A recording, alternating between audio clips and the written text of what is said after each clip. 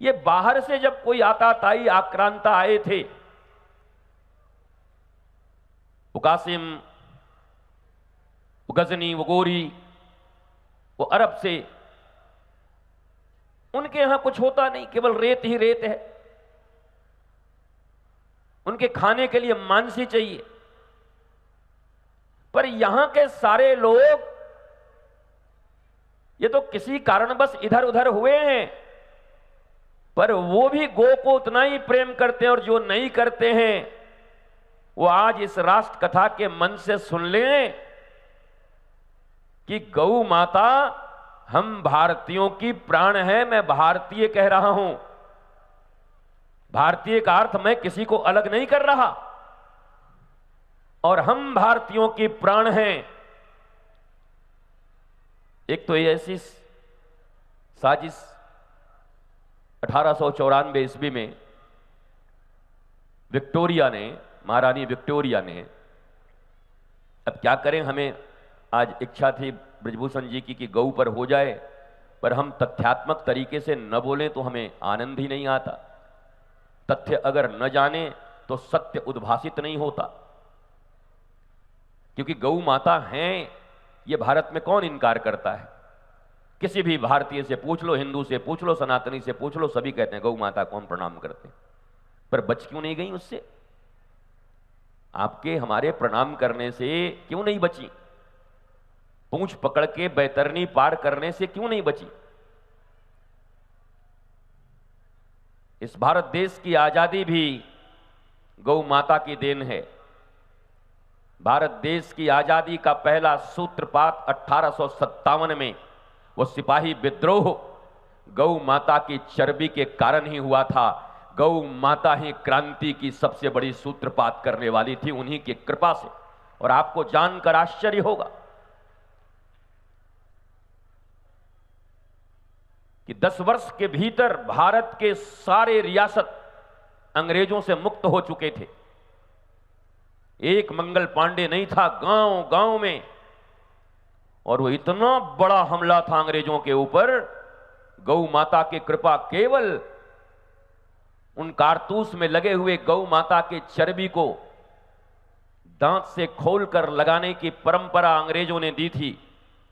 और जब ये पता चला तो उस युवक का खून खौल उठा। एक को तो फांसी दे दिया, पर भारत की आजादी का सूत्रपात और क्रांति का सूत्रपात गौ माता के कारण हुआ।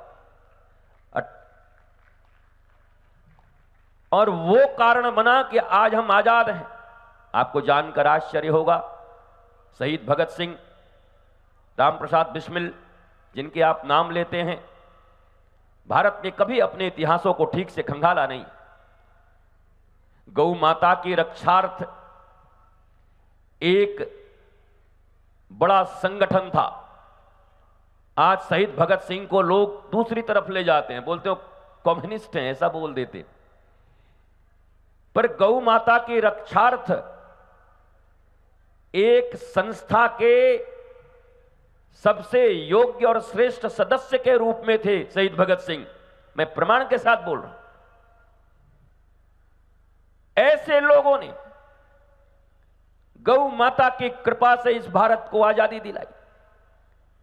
भारत के पहले जो प्रधानमंत्री हुए, उन्होंने भी कहा, जब मैं निकलता हूं और कहीं से गौ माता कटती हुई दिखाई पड़ती है तो मेरे रोंगटे खड़े हो जाते हैं, मुझे घिन आती है। अगर शासन सत्ता आई तो पहला काम मैं यही करूंगा। उनके वक्तव्य थे। पर महात्मा गांधी जी, आपको जानकर आश्चर्य होगा कि वायसराय से जब उनकी आखिरी बातचीत हुई तो यही बातचीत हुई थी। पूछा था कि अगर स्वराज आप लोगों को मिल गया, स्वतंत्रता, तो आप क्या करोगे? कहा कि पहला काम करूंगा, यह भी इतिहास में दर्ज है, महात्मा गांधी जी ने कहा मैं पहला काम करूंगा कि भारत में गोवध को प्रतिबंध करूंगा, गौ माता यहां सुरक्षित रहेगी। वो उन्होंने कहा, पर कहां कोई माना। नहीं सुना किसी ने। उन्होंने जिनको बनवाया वही नहीं सुने।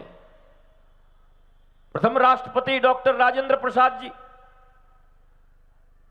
उनकी भी यही संकल्पना थी। पर कभी कभी लगता है राजनीति की बड़ी मजबूरियां होती हैं, और वो मजबूरी इतनी बड़ी होती है कि मानव भी छोटा पड़ जाता है।